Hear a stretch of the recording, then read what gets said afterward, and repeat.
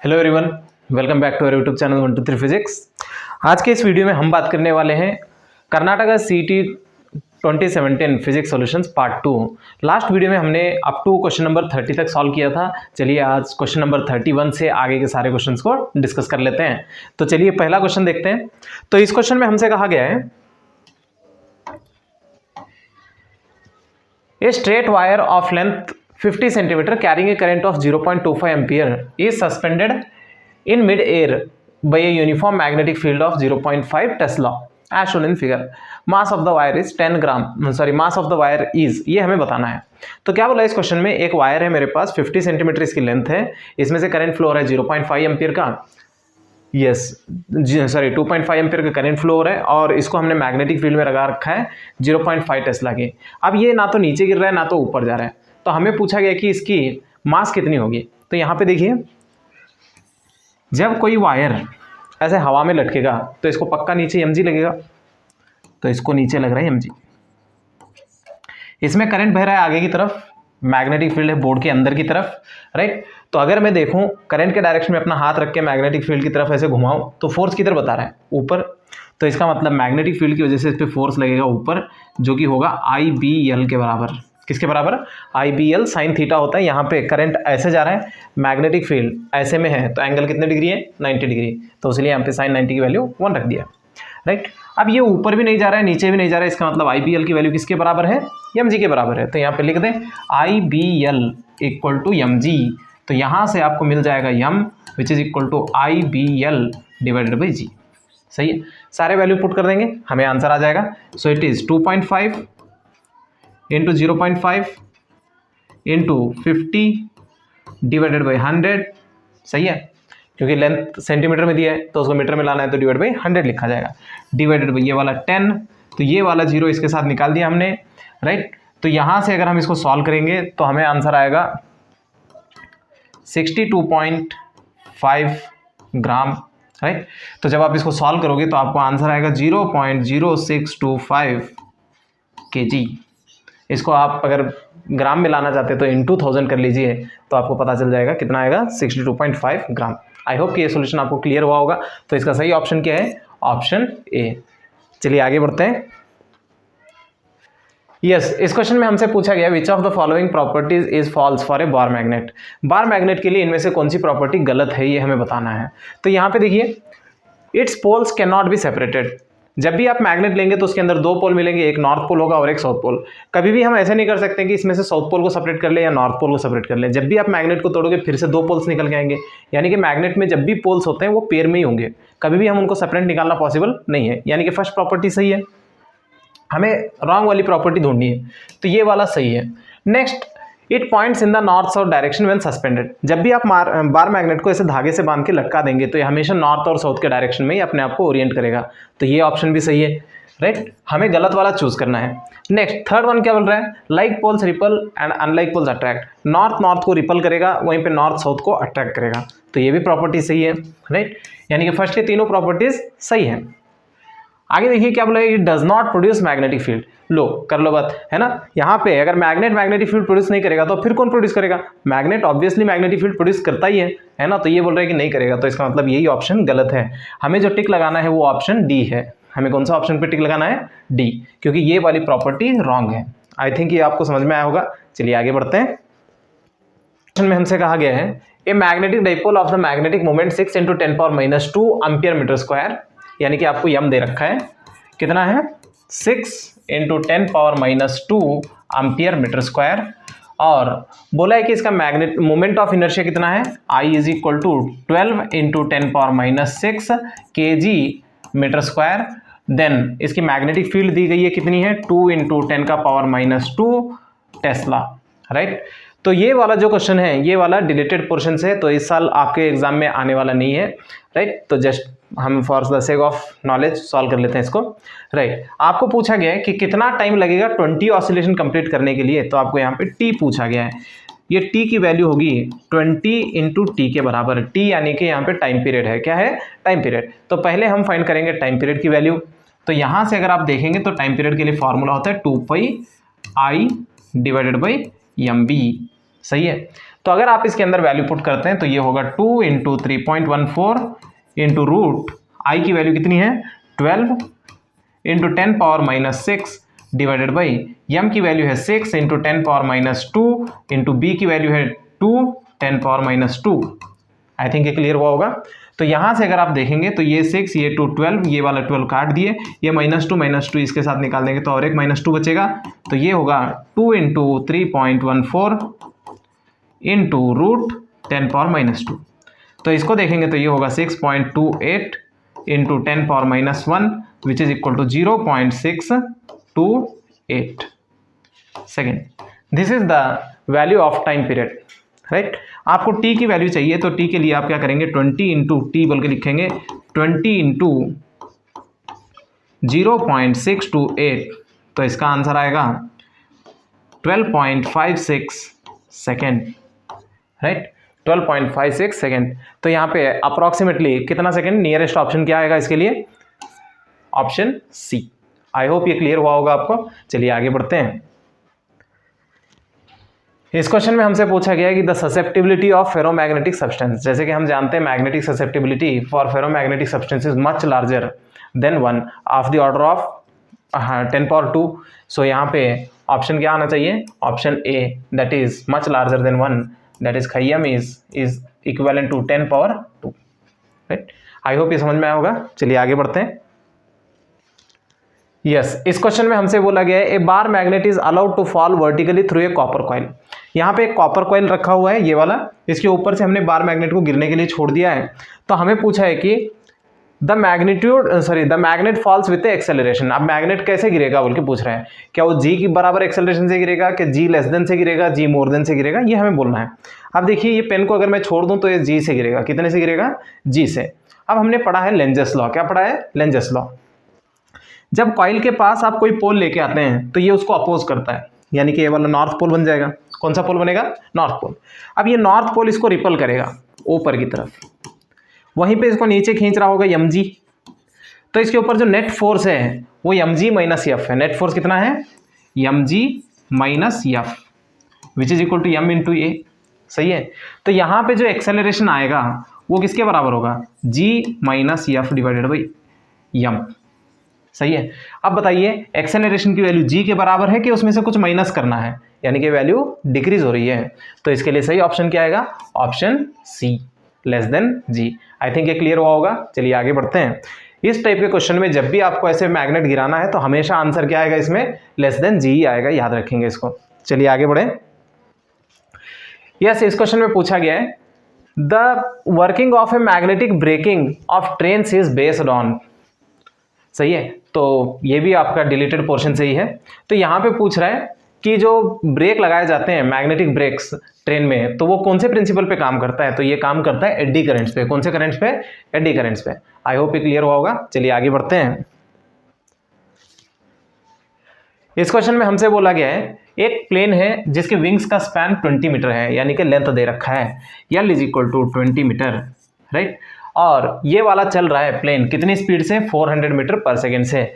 तो यहाँ पे इसकी स्पीड दे रखी है 400 मीटर पर सेकेंड, और मैग्नेटिक फील्ड भी दे रखी है हमको B इज इक्वल टू कितनी है, 4 इंटू 10 पावर माइनस 4 टेस्ला, और इन वेलोसिटी और B के बीच में जो एंगल है वो है कितना, 30 डिग्री, राइट। तो हमें पूछा गया मोशनल EMF। तो मोशनल EMF के लिए फॉर्मूला होता है E is equal to VBL sine theta. यहाँ से V की वैल्यू कितनी है, 400 into 4 into 10 power minus 4 into how much it is 20 into sine 30 1/2। ये वाला 2 इसके साथ काट देंगे तो 10, 1 0 2 0, ये वाला 0 इसमें से निकाल देंगे तो -1। तो बताइए 4 इंटू 4 16, 10 पावर कितना, -1। तो इसको अगर शिफ्ट कर देंगे तो ये आंसर आएगा 1.6 वोल्ट। तो बताइए क्या ऑप्शन है, 1.6 वोल्ट। तो इसका सही ऑप्शन है ऑप्शन ए। आई थिंक ये क्लियर हुआ होगा। चलिए आगे बढ़ते हैं। इस क्वेश्चन में हमसे पूछा गया है in the AC circuit as shown in the figure.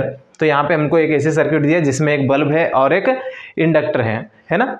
तो यहाँ पे क्या बोला है, कीपिंग के प्रेस्ड, मतलब इस की को प्रेस करके ही रखना है। उसके बाद बोला है कि उसके अंदर एक आयरन रॉड इंसर्ट करना है इस कॉइल के अंदर, राइट। आपको पूछना है कि बल्ब क्या होगा, वो ज़्यादा ब्राइटली ग्लो करेगा कि लेस ब्राइटली ग्लो करेगा, ये आपको कमेंट करना है। तो यहाँ पे देखिए, अगर मैं इसका Z लिखूँ तो ये होगा इम्पीडेंस XL² + R², सही है। अगर आप यहाँ पे देखेंगे, जैसे ही आप इसके अंदर मीडियम इंसर्ट करेंगे तो इसका इंडक्टेंस बढ़ जाता है। ऑन इंसर्टिंग आयरन रॉड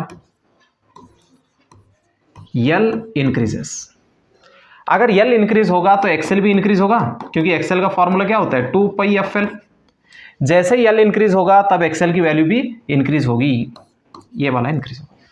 जैसे ही XL को हम इंक्रीज करेंगे तो Z की वैल्यू भी इंक्रीज हो जाएगी, तो Z आल्सो इंक्रीजेस। करंट के लिए फॉर्मूला होता है I = V/Z। अगर Z इंक्रीज होगा तो करंट डिक्रीज होगा। करंट क्या हो जाएगा, डिक्रीज। जब करंट डिक्रीज होगा तो इसके अंदर ब्राइटनेस भी क्या हो जाएगी, कम हो जाएगी। सो ब्राइटनेस डिक्रीजेस, यानी कि ज़्यादा ब्राइट ग्लो करेगा कि लेस ब्राइट ग्लो करेगा। तो इसका ऑप्शन क्या है, glows less brightly. I hope ये क्लियर हुआ होगा आपको। चलिए आगे बढ़ते हैं। इस क्वेश्चन में हमसे पूछा गया the output of a step down transformer is measure to be 48 volt. तो आपको ये VRMS दे रखा है 48 volt. When connected to a 12 watt bulb, तो आपको पावर दे रखा है 12 वैट। आपको पूछा है कि वैल्यू ऑफ पीक करंट आपको बताना है I0। तो अगर मैं इसका फॉर्मूला लिखता हूं तो P = IRMS × VRMS, सही है। तो ये होगा 12। IRMS मेरे को नहीं पता है तो, लेकिन मैंने इसको लिखा I0/√2।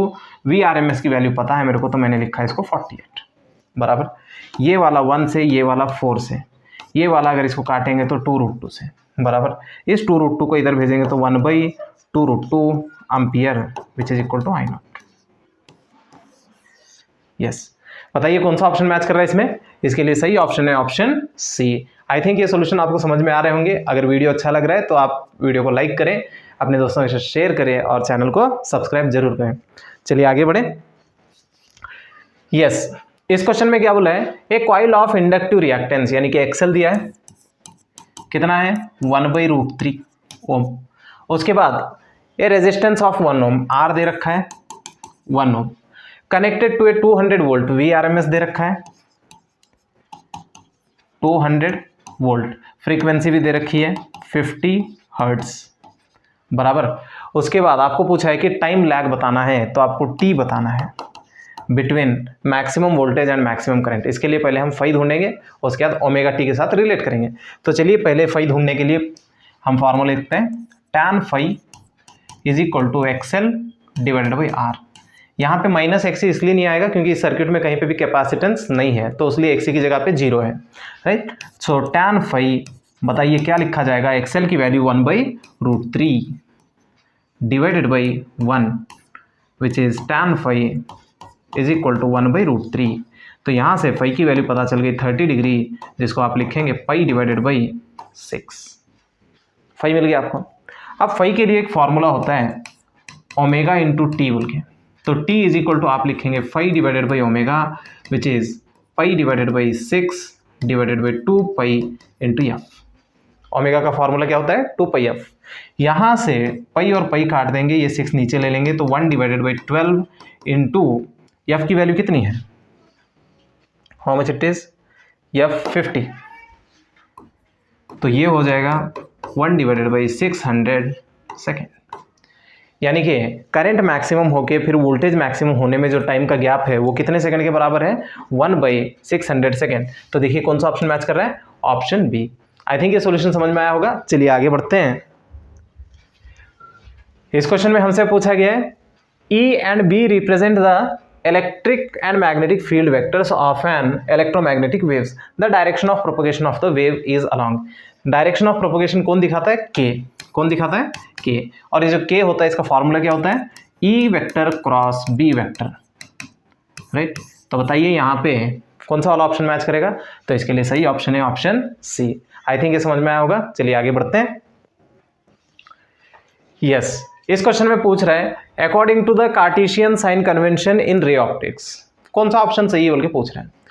मैं एक बार आपको कार्टेशियन साइन कन्वेंशन बता दूं, सभी डिस्टेंसेस पोल से मेजर किए जाएंगे। जो भी डिस्टेंस लाइट के इंसिडेंट लाइट के डायरेक्शन में मेजर करेंगे उसे पॉजिटिव लेते हैं, जो इंसिडेंट रे के अपोजिट डायरेक्शन में मेजर करते हैं उन्हें नेगेटिव लेते हैं। चेक करिए, यहाँ पे बोल रहे हैं all the distances are taken positive, गलत है। All the distances are taken negative, ये भी गलत है। लेकिन ये क्या बोल रहे हैं, all distances in the direction of incident ray are taken positive, बिल्कुल सही है। तो इसका सही ऑप्शन क्या है, ऑप्शन सी। चलिए आगे बढ़ते हैं। यस, इस क्वेश्चन में क्या बोला है, a linear object of height is 20 centimeter is kept in front of a concave mirror of radius of curvature 15 centimeter at a distance of 10 centimeter the image formed is. तो यहां पे देखिए concave mirror है, इसका radius 15 centimetre है, यानी कि इसकी जो सेंटर होगी ये वाला 15 सेंटीमीटर पे होगा। हमने एक ऑब्जेक्ट को रखा है यहाँ पे जिसकी हाइट 10 सेंटीमीटर है, लाइट ऐसे जा रही है और ये दूरी भी 10 सेंटीमीटर है। हमें बोलना है कि इससे बनने वाली इमेज कैसी होगी।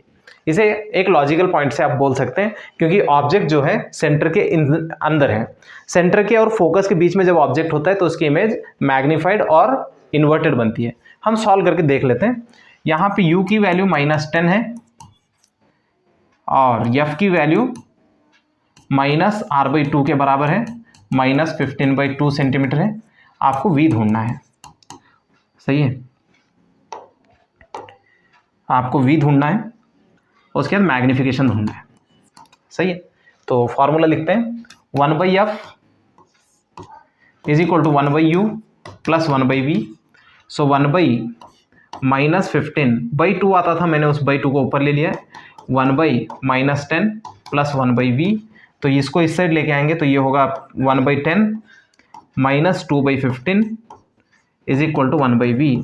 यहाँ से अगर आप एलसीएम लेंगे तो ये एलसीएम आएगा 30, 30/10 3, 30/15 2, this is equal to 1/v। तो इसको सॉल्व करेंगे तो यहाँ से v की वैल्यू पता चल रही है -30 centimetre, right.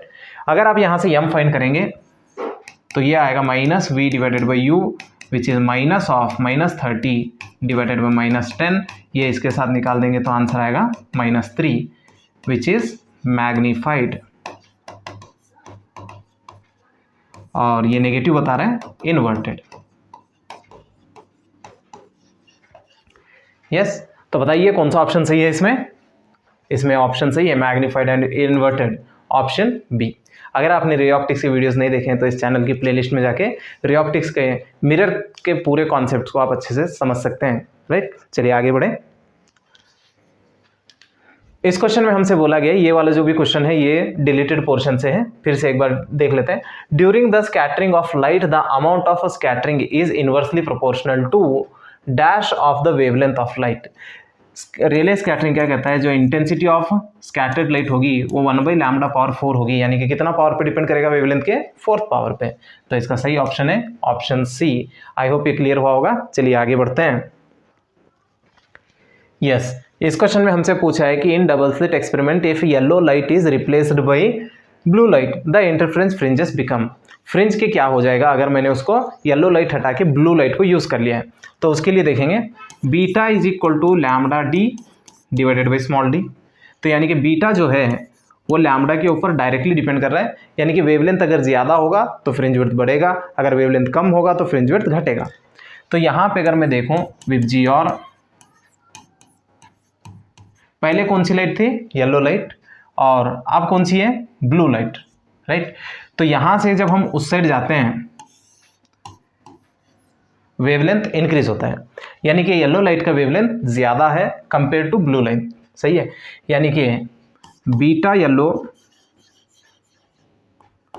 Is greater then beta blue. तो यानी कि ब्लू लाइट यूज करने से फ्रिंजेस छोटे हो जाएंगे क्योंकि इसका वेवलेंथ कम होता है। तो इसके लिए सही ऑप्शन क्या है, ऑप्शन बी। आई होप ये क्लियर हुआ होगा। अगर इस क्वेश्चन में ब्लू लाइट ना यूज करके रेड यूज करते हैं तो फ्रिंजेस वाइड हो जाते हैं, राइट, तब ऑप्शन आता ए, राइट। चलिए आगे बढ़े। इस क्वेश्चन में हमसे पूछा गया है according to Huygens principle during the refraction of light from air to denser medium. तो जब लाइट एयर से डेंसर मीडियम में जाती है तो वेवलेंथ और स्पीड को क्या होता है हमें बोलना है। जैसे कि हम जानते हैं n इज इक्वल टू किसके बराबर होता है, c डिवाइडेड बाई v। तो v की वैल्यू क्या हो जाएगी, c डिवाइडेड बाई n। सही है, ये जो भी वैल्यू है c से कम है यानी कि स्पीड डिक्रीज हुई है। लैम्डा इज इक्वल टू लिखा जाता है v, सही है, divided by t, sorry v into T, which is v divided by f frequency, speed divide by frequency. अगर स्पीड डिक्रीज करेगी तो वेवलेंथ भी डिक्रीज ही करेगा, राइट। स्पीड के डिक्रीज होने से वेवलेंथ भी डिक्रीज होगा, यानी कि दोनों चीज़ें यहाँ पे डिक्रीज हो रही है। तो इसके लिए सही ऑप्शन क्या है, wavelength and speed decreases. I hope ये सॉल्यूशन आपको समझ में आया होगा। चलिए आगे बढ़ते हैं। यस, इस क्वेश्चन में हमसे क्या बोला गया, in a system of two crossed polarisers it is found that the intensity of light from the second polariser is half from that of the first polariser. तो आपके पास दो पोलराइजर्स हैं, इसकी ट्रांसमिशन एक्सिस ऐसे है और इसकी ऐसे है।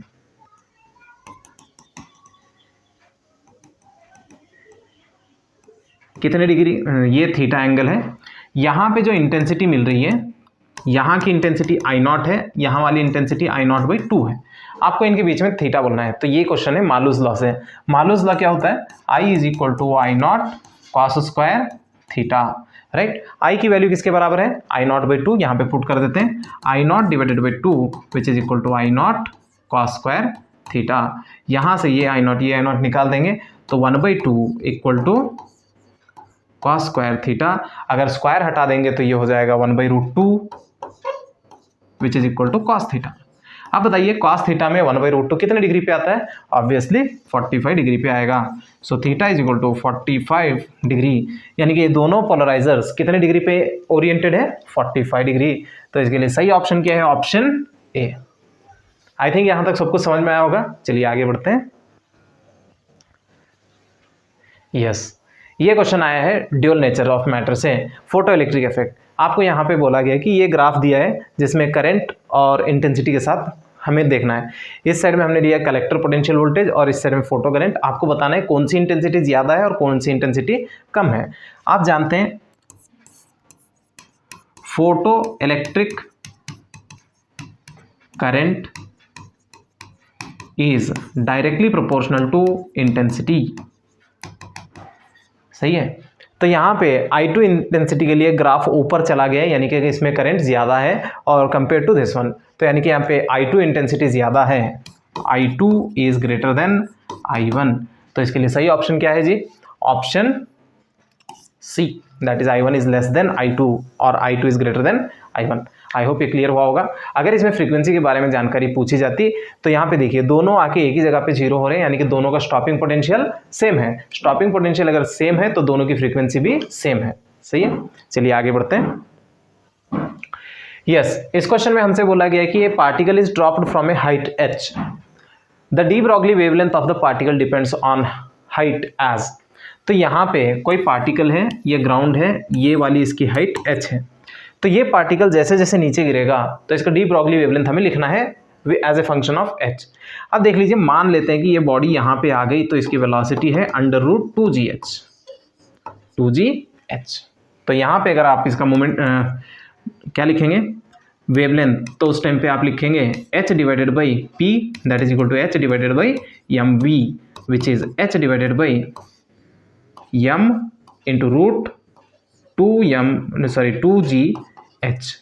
सो lambda is proportional to 1/√H। तो इसको अगर आप देखते हैं तो lambda proportional to h power -1/2। -1/2 क्यों, रूट हटाएंगे तो 1/2 आएगा, इस 1/2 को ऊपर लेके जाएंगे तो -1/2। तो यहाँ पे सही ऑप्शन कौन सा वाला है, देखिए ऑप्शन डी। आई थिंक ये क्लियर हुआ होगा आपको। चलिए आगे बढ़ते हैं। इस क्वेश्चन में हमसे कहा गया है the scientist who is credited with the discovery of nucleus. किस साइंटिस्ट ने न्यूक्लियस की खोज की थी, तो वो नाम है रुदरफोर्ड। तो रुदरफोर्ड नहीं, गोल्ड लीफ एक्सपेरिमेंट के अंदर जो कंक्लूजन निकला था वहां से न्यूक्लियस होता है बोल के बताया था, राइट। आई होप ये समझ में आया होगा। चलिए आगे बढ़ते हैं। यस, इस क्वेश्चन में हमसे पूछा गया है the energy required to excite an electron from n = 2 to n = 4 state, यानी कि सेकेंड ऑर्बिट से इलेक्ट्रॉन को फोर्थ ऑर्बिट में भेजने के लिए कितनी एनर्जी चाहिए। तो यहाँ पे देखिए n = 2 पे जो एनर्जी होगी वो होगी -3.4 इलेक्ट्रॉन वोल्ट, और n = 4 पे जो एनर्जी होगी वो होगी -0.85 इलेक्ट्रॉन वोल्ट। तो इन दोनों के बीच में जितना डिफरेंस होगा यही वाला एनर्जी आपको चाहिए, तो उसके लिए आपको करना होगा E इज इक्वल टू, और delta E is equal to E4 minus E2। इसको आप सॉल्व करेंगे तो minus 0.85 minus into minus plus 3.4, तो सॉल्व करने पे जो आंसर आएगा वो होगा 2.55 इलेक्ट्रॉन वोल्ट।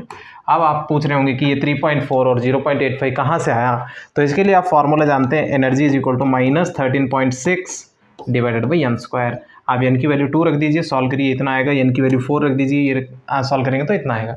तो इसके लिए सही ऑप्शन क्या है? Option A, 2.55 electron volt. I think ये क्लियर हुआ होगा। चलिए आगे बढ़ते हैं। इस क्वेश्चन में हमसे पूछा गया है, in the nuclear reactor the function of the moderator is to decrease. So moderator जो होता है, इसका काम होता है न्यूट्रॉन की स्पीड को कम करना। किसको कम करना है? न्यूट्रॉन की स्पीड को। तो यहाँ पे कौन सा ऑप्शन है? Option B. वैसे भी ये वाला टॉपिक अभी आने वाला नहीं है, क्योंकि ये वाला डिलीट हो चुका है, राइट। चलिए आगे बढ़ते हैं। यस, इस क्वेश्चन में हमसे बोला गया the particles emitted in the following decay. 92 uranium 238 से 92 यूरेनियम 234 बन रहा है, तो इसमें कितने पार्टिकल और कौन से पार्टिकल निकले हैं ये हमें बताना है। देखिए 92 सॉरी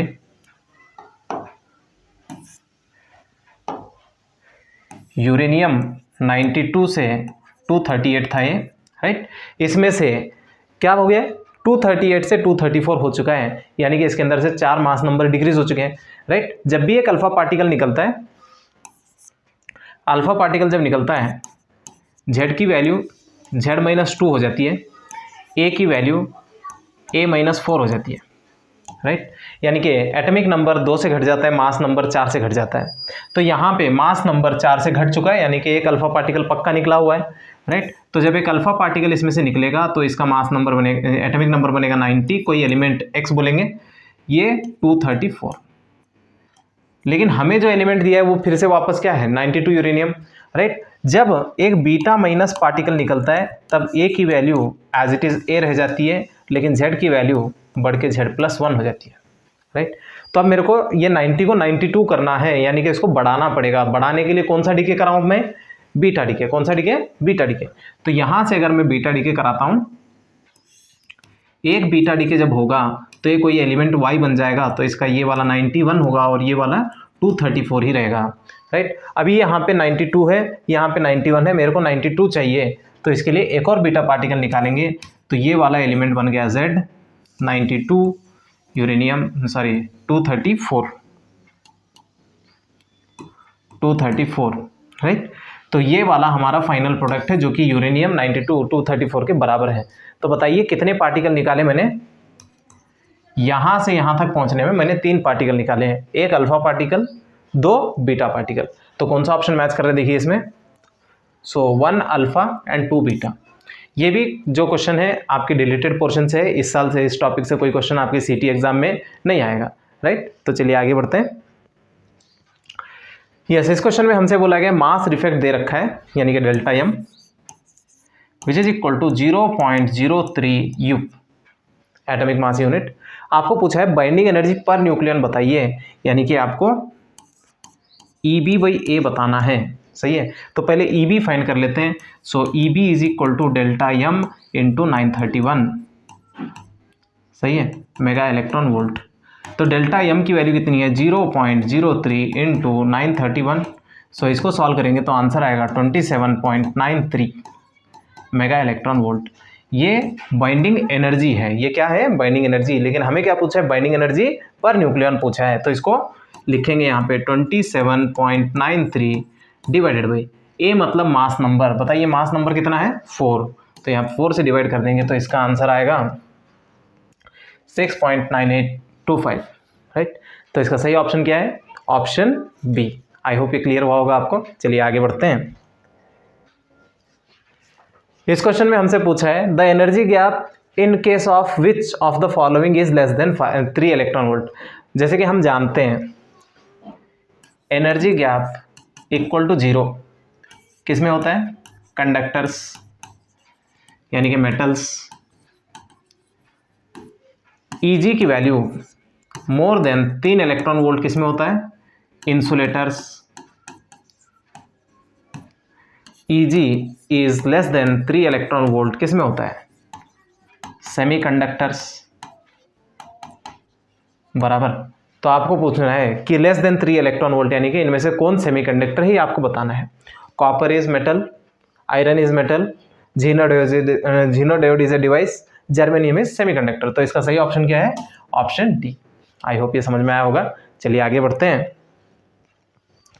यस, इस क्वेश्चन में हमसे पूछा गया है which of the following semiconducting devices is used as a voltage regulator. कौन सा वाला डिवाइस है जिसे हम वोल्टेज रेगुलेटर की तरह यूज करते हैं? तो ऑब्वियसली ये है झीनोडायोड, लेकिन इस साल से ये सिलेबस में इंक्लूडेड नहीं है, राइट। तो यानी कि आने वाले एग्जाम्स में इस टॉपिक से आपको कोई क्वेश्चन मिलने वाला नहीं है। चलिए आगे बढ़ते हैं। यस, इस क्वेश्चन में हमसे पूछा गया है कि पोटेंशियल डिफरेंस ए और बी में कितना है ना। तो यहाँ पे करंट ऐसे आ रहा है ऊपर से नीचे की ओर, आपको इसका पोटेंशियल डिफरेंस फाइंड करना है। तो चलिए शुरू करते हैं ए से। अगर मैं देखूं तो वी ए है ना, ए के पास का जो वोल्टेज है वी ए है। करंट ऐसे ऊपर से नीचे आ रहा है, मैं नीचे से ऊपर जा रहा हूँ, तो करंट के अपोजिट डायरेक्शन में चल रहा हूँ। तो यहाँ पे जो वोल्टेज बनेगा उसे मैं माइनस लूँगा, सॉरी प्लस लूँगा, क्योंकि मैं अपोजिट चल रहा हूँ। तो यहाँ पे करंट कितना है? 0.2 डिवाइडेड बाई 1000 मिली एम्पियर का, इंटू इसका रेजिस्टेंस कितना है? 5 इंटू 1000, सही है। आई इंटू आर ऐसे किया है। करंट कितना है? 0.2 और आर कितना है? 5। मैं इस तरीके से लिया। फिर जब मैं इस डायोड को क्रॉस कर रहा हूँ तो ये होता है इसका एन टाइप और ये होता है इसका पी टाइप। मैं नेगेटिव से पॉजिटिव की तरफ जा रहा हूँ, तो इसका वोल्टेज दिया है हमको क्वेश्चन में, पोटेंशियल डिफरेंस इज 0.2। तो मैं जब नेगेटिव से पॉजिटिव जा रहा हूँ तो मेरा वोल्टेज बढ़ रहा है, तो मैं लिखूंगा यहाँ पे प्लस 0.2। उसके बाद फिर से जब मैं इस रजिस्टर को क्रॉस करूंगा तो फिर से सेम मैं ऐसे ही लिखूंगा, प्लस 0.5 डिवाइडेड बाई, सॉरी 0.2 है, 0.2 divided by 1000 into 5 into 1000 equal to, मैं कहाँ पहुंच गया? बी के पास, तो इसको मैं लिखूंगा VB। आई होप ये क्लियर हुआ होगा। यहाँ से अगर आप देखेंगे तो ये वाला 1000 इसके साथ काट दिए और ये वाला 1000 इसके साथ काट दिए, तो ये वाला हो गया 1, right. VA plus 1 plus 0.2 plus 1, इन दोनों का multiplication which is equal to VB। तो यहाँ से VB को अंदर लेके आइए, तो VA minus VB is equal to 1 plus 1 2, ये प्लस 0.2 करेंगे तो माइनस 2.2 वोल्ट। और VB माइनस VA अगर मैं लिखता हूँ तो उस टाइम मैं लिखूंगा 2.2 वोल्ट। तो देखिए इसमें कौन सा ऑप्शन मैच कर रहा है? Option B. आई होप ये क्लियर हुआ होगा। इसके आगे जो 2 क्वेश्चन थे वो वाले आपके आउट ऑफ सिलेबस से थे, उनको डिस्कस करना कोई जरूरी नहीं है, right. So up to this question we have completed the KCET 2017 physics solution part 2, जिसमें हमने अराउंड 28 क्वेश्चंस को डिस्कस किया है। आई होप कि ये सारे क्वेश्चंस आपको समझ में आए होंगे। अगर इन क्वेश्चन से रिलेटेड आपको कोई क्वायरी है या फिर कोई टॉपिक समझ में नहीं आया, कोई क्वेश्चन आपको क्लियर नहीं हुआ, तो आप उसको कमेंट में मेंशन करिए, राइट। वीडियो के लास्ट तक बने रहने के लिए थैंक यू। और अगर आपने हमारा चैनल सब्सक्राइब नहीं किया तो सब्सक्राइब करिए।